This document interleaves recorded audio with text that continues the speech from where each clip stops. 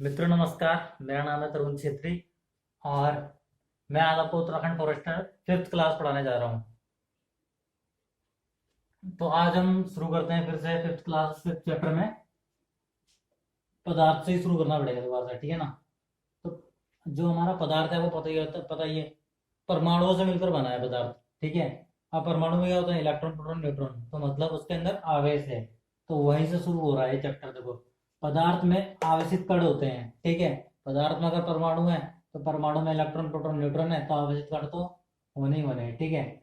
इस टेबल को आप बना लो, इस टेबल को, क्योंकि इससे क्वेश्चन आ जाता है कि इलेक्ट्रॉन का द्रव्यमान बताइए ग्राम में। तो आपको ये लिखना पड़ेगा 9.1095 गुणा 10⁻⁻28 ग्राम, ठीक है। या फिर पूछ लेगा एमयू में बताओ, तो 5486 लिखना पड़ेगा। 0.00 के बाद 5486, ठीक है ना। तो इस टेबल को बना लेना। हम आगे चलते हैं। तो जो हमारे खोज करता है इलेक्ट्रॉन प्रोटॉन न्यूट्रॉन, इन सभी का पता है आपको, वो ईंट पर नाच आपने सुना होगा पहले भी। इलेक्ट्रॉन का कौन है? थॉमसन है, ठीक है ना। इलेक्ट्रॉन का थॉमसन। प्रोटॉन का कौन है? रदरफोर्ड। प्रोटॉन का नाम प्रोटॉन रदरफोर्ड ने दिया था, ठीक है ना। उसकी खोज पहले ही धनावेशित किरण के रूप में गोल्डस्टीन ने कर दी थी। तो कभी कभी ऑप्शन में गोल्डस्टीन आता है, कभी कभी रदरफोर्ड आता है प्रोटॉन की खोज के लिए। तो जो ऑप्शन वहां दिखेगा उसे करेक्ट कर देना है। गोल्डस्टीन दिखा था गोल्डस्टीन, या रदरफोर्ड दिखा तो रदरफोर्ड, ठीक है। और क्वेश्चन ये भी आ सकता है कि कैनाल किरणों की खोज किसने की? ये वाली कैनाल किरण है, ये वाली कैनाल किरण है। ये भी कैनाल किरणें कैसी हैं? पॉजिटिव हैं, इनमें आवेश जो है पॉजिटिव है। तो गोल्डस्टीन ने ही कैनाल किरणों की खोज की है। तो दो तीन क्वेश्चन यहाँ से बन रहे हैं, ये नया क्वेश्चन होगा बस कैनाल किरणें वाला। सबको पता है वो प्रोटॉन की खोज किसने करी? रदरफोर्ड ने। लेकिन अगर वो आ गया कैनाल किरणों की खोज किसने करी, तो फिर दिक्कत है। तब आपको लिखना पड़ेगा गोल्डस्टीन, ठीक है। इसके बाद हम आते हैं परमाणु क्रमांक और परमाणु परमाणु द्रव्यमान में। इससे पिछली क्लास में मैंने आपको बताया था, जो हीलियम है इसका परमाणु द्रव्यमान जो है वो 4 है। परमाणु क्रमांक जो है क्या है? 2 है। अब ये किस किस चीज को रिप्रेजेंट कर रहा है वो देखते हैं। किसी तत्व का परमाणु क्रमांक उसके नाभिक में उपस्थित प्रोटॉनों की संख्या होता है। तो परमाणु क्रमांक मतलब कि ये वाला, ये क्या है हमारा? उसके, ये हमारा एक परमाणु है, ठीक है। यहाँ बीच में आ गया हमारा एक न्यूक्लियस। अब ये न्यूक्लियस है, इसमें न्यूक्लियस किसका बनाता है? Proton plus neutron. और यहाँ पे क्या होते हैं? इलेक्ट्रॉन्स, ठीक है। तो जो प्रोटॉन है, ये दो जो है प्रोटॉन ही है हमारे। उसने लिखा, यहाँ पे लिखा हुआ है किसी तत्व का परमाणु क्रमांक उसके नाभिक में उपस्थित प्रोटॉनों की संख्या होती है। तो प्रोटॉन बराबर कितना है हमारा? 2। तो नाभिक में उपस्थित कितने हैं? प्रोटॉन 2 हैं। और परमाणु क्रमांक का मतलब भी 2 ही रहेगा, ठीक है। इसके बाद हम चलते हैं नेक्स्ट पॉइंट में, परमाणु द्रव्यमान। तत्व के परमाणु तत्व के परमाणु के नाभिक में उपस्थित प्रोटॉन प्लस न्यूट्रॉन परमाणु को क्या कहलाता है? द्रव्यमान कहलाता है। अब फिर से एक बार वही देख लो, सेम एग्जांपल। न्यूक्लियस में क्या थे? प्रोटॉन और न्यूट्रॉन। ये हमारा क्या है? द्रव्यमान। ये द्रव्यमान है। और उसने इसमें लिखा हुआ है कि प्रोटॉन प्लस न्यूट्रॉन। प्रोटॉन हमें पता ही है 2 हैं, तो न्यूट्रॉन भी कितने होंगे? 2। तब जाके ये 4 बना, ठीक है। तो प्रोटॉन प्लस न्यूट्रॉन परमाणु का क्या होता है? द्रव्यमान। तो ये तो हो गया इलेक्ट्रॉन प्रोटॉन न्यूट्रॉन के बारे में। हमें पता लग गया तीनों आवेशित करना है। इलेक्ट्रॉन नेगेटिव है, प्रोटॉन पॉजिटिव है, और न्यूट्रॉन में कैसा चार्ज रहता है? ये जो लिखा हुआ है ये चार्ज है, ये आवेश है, माइनस प्लस। और न्यूट्रॉन में कोई आवेश नहीं होता, वो न्यूट्रल ही रहता है, ठीक है। अब आते हैं हम थॉमसन के परमाणु मॉडल में। थॉमसन ने किसकी खोज की थी? इलेक्ट्रॉन की। तो थॉमसन का जो परमाणु मॉडल था, परमाणु थॉमसन ने ये बताया था कि जो हमारा मेरा परमाणु मॉडल है वो एक तरबूज के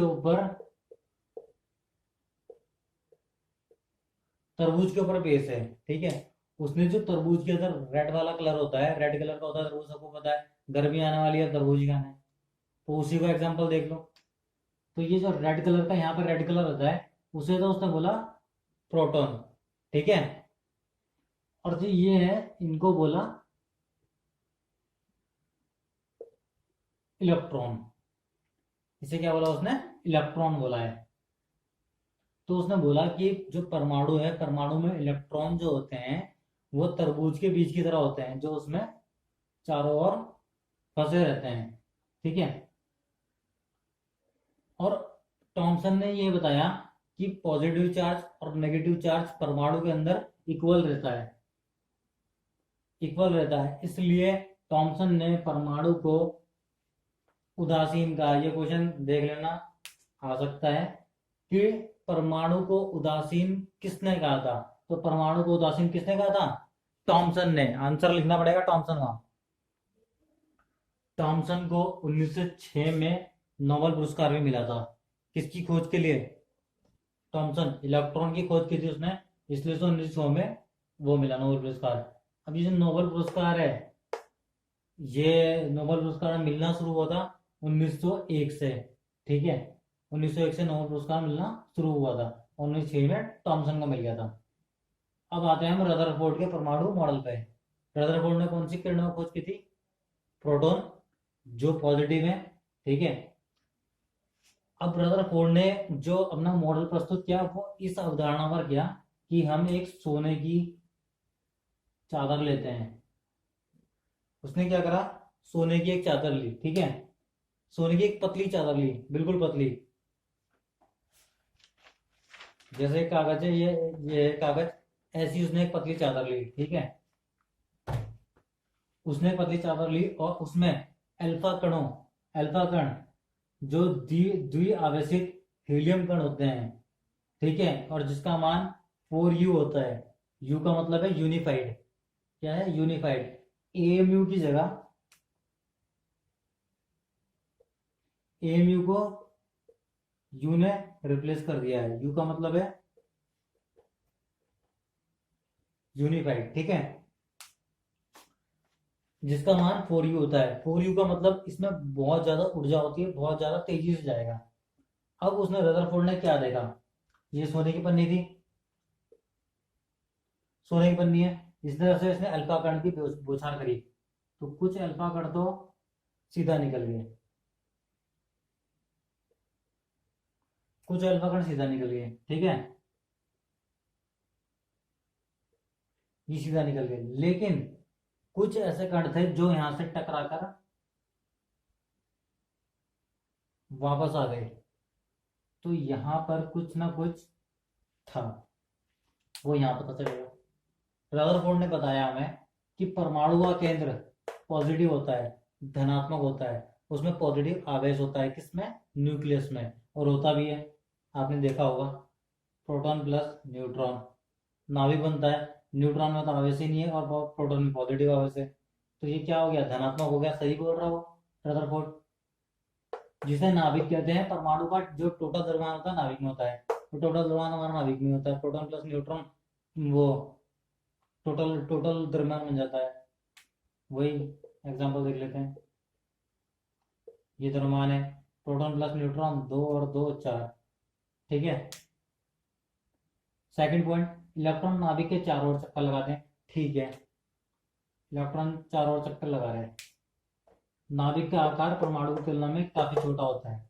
अब नाभिक तो बड़ा हो सकता है ना, ये मतलब नाभिक तो छोटा ही होगा, परमाणु तो इतना बड़ा है, और ये उसके अंदर छोटा न्यूक्लियस है, तो परमाणु नाभिक से बड़ा होता है, नाभिक का आकार परमाणु से छोटा होता है, ठीक है। और हमने ये कुछ नहीं याद रखना, बस परमाणु की त्रिज्या 10⁵ गुना छोटी होती है, परमाणु की त्रिज्या,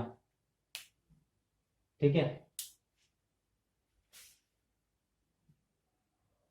एक चीज यहाँ पर देख लो, गलती हो गई थी कि परमाणु की जो त्रिज्या है, तो यहाँ पे क्वेश्चन ये था कि परमाणु नाभिक की जो त्रिज्या होती है परमाणु से 10⁵ गुना छोटी होती है। परमाणु परमाणु नाभिक की त्रिज्या, ये नाभिक है, परमाणु है, इस नाभिक की त्रिज्या, इस नाभिक की त्रिज्या परमाणु से 10⁵ गुना छोटी होती है, ठीक है। ये है उसका कहने का मतलब। अब दूसरा उसमें हम देख, ये तो टॉमसन ने बताया था, हम चलते हैं रदरफोर्ड वाले में। अब रदरफोर्ड ने परमाणु की त्रिज्या बताई 10⁻⁻⁸, मतलब ये टोटल परमाणु है, इसकी तो उसने बताई 10⁻⁻⁸, लेकिन उसने कहा जो नाभिक की त्रिज्या है, इस नाभिक की त्रिज्या वो है 10⁻12 सेंटीमीटर। ये सब सेंटीमीटर में है, ठीक है। अब देखते हैं नील बोहर का परमाणु मॉडल। तो नील बोहर ने बताया कि इलेक्ट्रॉन कुछ निश्चित कक्षाओं में घूमते हैं, उनकी एक निश्चित कक्षा होती है, और जब इलेक्ट्रॉन इन कक्षाओं में चक्कर लगाते हैं तो उनकी ऊर्जा का विकिरण नहीं होता, मतलब उनकी ऊर्जा उतनी रहती है, ये बढ़ती घटती नहीं है। तो नील बोहर ने अपना परमाणु मॉडल क्यों दिया, उसकी आवश्यकता क्यों पड़ी, वो देख लेते हैं पहले। तो नील बोहर को परमाणु मॉडल इसलिए देना पड़ा क्योंकि रदरफोर्ड के परमाणु मॉडल में, रदरफोर्ड का जो परमाणु मॉडल था उसमें उसने ये बताया था हमें कि इन कक्षाओं में इलेक्ट्रॉन उपस्थित रहते हैं, ठीक है, और इलेक्ट्रॉन घूमते रहते हैं, इधर उधर घूमते रहते हैं। अगर इलेक्ट्रॉन जब यहाँ से इधर उधर जाएंगे, इधर उधर चक्कर लगाएंगे, तो उनमें एनर्जी आएगी, और एनर्जी आने से वो नाभिक से टकरा जाएंगे। जब नाभिक से टकरा जाएंगे तो ऐसे में परमाणु हमारा स्थायी ना रहकर, एक जगह में ना रहकर अस्थायी हो जाएगा। अस्थायी हो जाएगा मतलब ये बोर्ड अपना चलने लगेगा, क्योंकि ये पदार्थ से बना है, और पदार्थ किससे बना है, बस पदार्थ के अंदर क्या है, परमाणु है, और परमाणु के अंदर क्या है, इलेक्ट्रॉन प्रोटॉन न्यूट्रॉन। तो उसके परमाणु मॉडल के अनुसार ये अस्थायी हो जाएंगे कण और ये चलने लगेगा। और जबकि पदार्थ होता क्या है, स्थायी होता है, इसलिए यहाँ पे रदरफोर्ड का मॉडल गलत साबित हो गया था। तो उसी गलती को सही बताने के लिए नील बोहर ने मॉडल प्रस्तुत करा, ठीक है। और नील बोहर ने बताया कि इलेक्ट्रॉन होते हैं कक्षा में और वो घूमते भी हैं, लेकिन वो कुछ निश्चित कक्षाओं में ही घूमते हैं, और उनकी ऊर्जा इसलिए विकिरण नहीं होती, वितरित नहीं होती, प्रसारित नहीं होती, ठीक है ना। तो उसने बताया हमें कि 4 कक्षक होते हैं, K L M N, और इन कक्षकों में कितने कितने इलेक्ट्रॉन होते हैं वो इस फॉर्मूले से देखते हैं। जो भी होगा उसका स्क्वायर कर लेंगे, उस कक्षा का स्क्वायर कर लेंगे, 2 से 2 कर देंगे। फर्स्ट है, फर्स्ट का स्क्वायर इंटू 2, तो 2 ही आ जाएगा। तो मतलब पहली कक्षा में कितने होंगे, 2 इलेक्ट्रॉन आएंगे। दूसरा 2 का स्क्वायर 4, 2 चौक 8, इसमें 8 इलेक्ट्रॉन होंगे। वैसे तीसरा देख लेते हैं, 9 दूनी 18, इसमें 18 आएंगे। इसमें 16 दूनी 32, इसमें 32 इलेक्ट्रॉन आएंगे, ठीक है, इसमें आएंगे 32 इलेक्ट्रॉन। अब हम देखते हैं एक चीज और, संयोजकता। यहीं से हम संयोजकता भी निकाल लेते हैं कि किसी भी तत्व की संयोजकता कितनी होती है।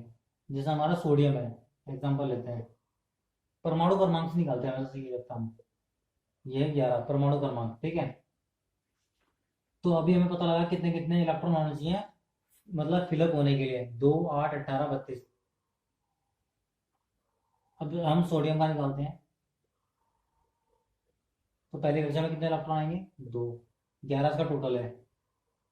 अगले में कितने आएंगे, 8, 2 और 8 10, अब बचा 1। तीसरी कक्षा में कितना आएगा, 1 इलेक्ट्रॉन। तो इसकी संयोजकता कितनी आ गई, 1 आ गई। इस तरह से हम संयोजकता निकाल सकते हैं।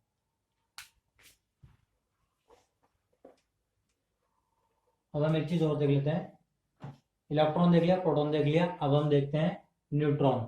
न्यूट्रॉन की खोज किसने करी थी, 1932 में हुई थी, चैडविक ने करी थी न्यूट्रॉन की खोज। और सबसे बड़ी बात यह है कि हाइड्रोजन को छोड़कर सभी तत्वों के परमाणु में वो न्यूट्रॉन उपस्थित होते हैं, ठीक है।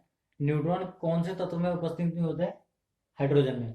हाइड्रोजन में न्यूट्रॉन उपस्थित नहीं होते, बाकी सब में न्यूट्रॉन उपस्थित होते हैं, क्योंकि हाइड्रोजन का क्या क्या होता है, परमाणु क्रमांक, परमाणु द्रव्यमान 1H1, ठीक है ना, इसका 1 ही रहता है। हमें पता है कि परमाणु का जो द्रव्यमान होता है वो किस किस से मिलकर बना होता है, न्यूट्रॉन प्लस प्रोटॉन। यहाँ पे सिर्फ प्रोटॉन क्या है, 1 है, न्यूट्रॉन है ही नहीं, तो न्यूट्रॉन है नहीं तो इसे हटा दिया, इसलिए न्यूट्रॉन हाइड्रोजन से हट चुका है। 3 चीजें और देख लेते हैं, समस्थानिक, समभारिक और सम इलेक्ट्रॉनिक, ठीक है। अब समस्थानिक क्या होते हैं, वो तत्व जिनके परमाणु क्रमांक समान होते हैं समस्थानिक कहलाते हैं। नीचे वाले परमाणु क्रमांक है 1h1, 1h2, 1h3, ये तीनों समस्थानिक है। पहले वाले का नाम है प्रोटियम,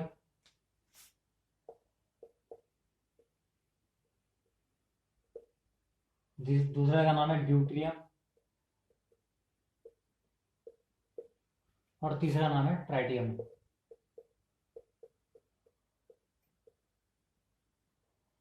ट्राइटियम, ठीक है। तो ये तो हो गया हमारे समस्थानिक। और इस वाले को जरूर लिख लेना, ये क्वेश्चन आएगा कि सबसे अधिक समस्थानिक वाला तत्व कौन सा है।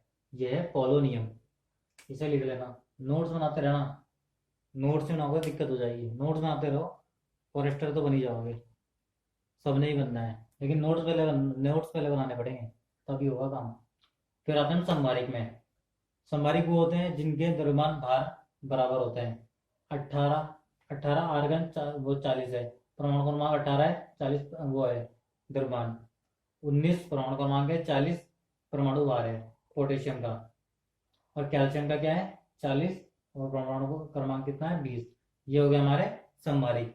अब हम चलते हैं सम इलेक्ट्रॉनिक में। ऐसे तत्व जिनके अंदर सम इलेक्ट्रॉनिक सम न्यूट्रॉनिक है।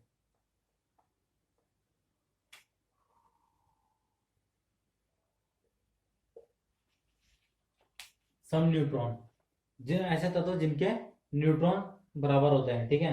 तो 1s3, 1s3 का नाम क्या था ट्राइटियम, और ये तो हीलियम ही है हमारा। दोनों में न्यूट्रॉनिक संख्या कितनी होती है 2 और 2 बराबर होती है। देखो सम इलेक्ट्रॉनिक देख लेते हैं हम। सम इलेक्ट्रॉनिक वो होते हैं वो परमाणु जिनका इलेक्ट्रॉनिक विन्यास समान होता है, सम इलेक्ट्रॉनिक कहते हैं। जैसे कि जो हमारा नियोन है, नियोन का परमाणु क्रमांक कितना है 10। अब इसका हम इलेक्ट्रॉनिक विन्यास कर लेते हैं 2, 8। जो भी मैंने डिवाइड करना सिखाया था संयोजकता में वही चीज है। और सोडियम का कितना होगा 2, 8, क्योंकि ये पॉजिटिव आ गया इसमें, इस चीज को समझना आगे। NaCl, सोडियम के पास कितना होता है 2, 8 और 1, 2, 8 और 1, ये कंप्लीट है, लेकिन एक सिंगल बचा हुआ है। और क्लोरीन का कितना होता है परमाणु क्रमांक 17, तो इसका आ गया 2, 8 और 7, 2, 8, 10 और 7, 17, इसका परमाणु क्रमांक 17 होता है। तो Cl जब सोडियम से एक ले लेगा, इस एक को ये ले लेगा, क्लोरीन ले लेगा, तो ये हो जाएगा कंप्लीट 8 और ये बन जाएगा NaCl। लेकिन किस फॉर्म में बनेगा, जिसने एक इलेक्ट्रॉन दिया वो आ जाएगा प्लस, और जिसने एक इलेक्ट्रॉन लिया मतलब ऋण लिया उसके ऊपर आ जाएगा नेगेटिव चार्ज, तो Na प्लस। तो Na के पास कितना हो गया 2 और 8, Cl के पास कितना हो गया 2, 8 और 8, 2, 8, 10, वैसे ही 2, 8, 10, इसलिए उसने बोला सम इलेक्ट्रॉनिक Na प्लस, ठीक है। आगे चलते हैं हम। एक क्वेश्चन है हमारा, एक परमाणु का द्रव्यमान 40 है, परमाणु क्रमांक 20 है, तो न्यूट्रॉन बताओ। तो द्रव्यमान पता है, द्रव्यमान बराबर कितना होता है P plus N, proton plus neutron. Proton में 20 दे रखे, परमाणु क्रमांक का मतलब ही प्रोटॉन है, तो ये 20 है। न्यूट्रॉन हमें निकालना है, 40 से दे रखा, 20 वहां जाएगा, न्यूट्रॉन कितना आ जाएगा 20, इसकी वैल्यू 20 आ जाएगी जब हम उसे उधर लेके जाएंगे तो। और अगला क्वेश्चन देखो, एक परमाणु में प्रोटॉन की संख्या 17 है, न्यूट्रॉन 18 है, तो परमाणु द्रव्यमान बताओ। परमाणु द्रव्यमान बराबर कितना होता है P plus N, P plus N होता है ना। 17 और 18 कितने हो गए 17, 3, 34 और 35, ये हो गया इसका द्रव्यमान। अब उसने क्या बोला, इस तत्व की संयोजकता बताओ, संयोजकता बतानी है हमें।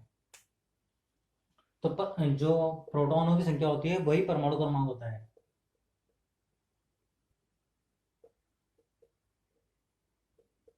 प्रोटॉन की संख्या को हम परमाणु क्रमांक बोलते हैं। अब इसका वही इलेक्ट्रॉनिक विन्यास कर लेते हैं 2, 8, 10 और 7, तो इसकी संयोजकता क्या आ गई 7, तो 7 हमारा आंसर है। तो दोस्तों क्लास को यहीं तक ही रखते हैं आज, और आपको अगर कुछ समझ में ना आया हो तो कमेंट करें, प्रश्न करें कि क्या चीज़ समझ में नहीं आई वो मैं आपको अगली वीडियो में बताऊंगा। ठीक है। और मेरा जो चैनल है एग्जाम प्रिपरेशन से आप सर्च कर सकते हैं, वहाँ पे आपको फॉरेस्टर का अलग से प्लेलिस्ट मिलेगा और उत्तराखंड जीके का अलग से प्लेलिस्ट मिलेगा। और मेरे वीडियोस को लाइक कीजिए, शेयर कीजिए और चैनल को सब्सक्राइब कीजिए। ठीक है। धन्यवाद दोस्तों।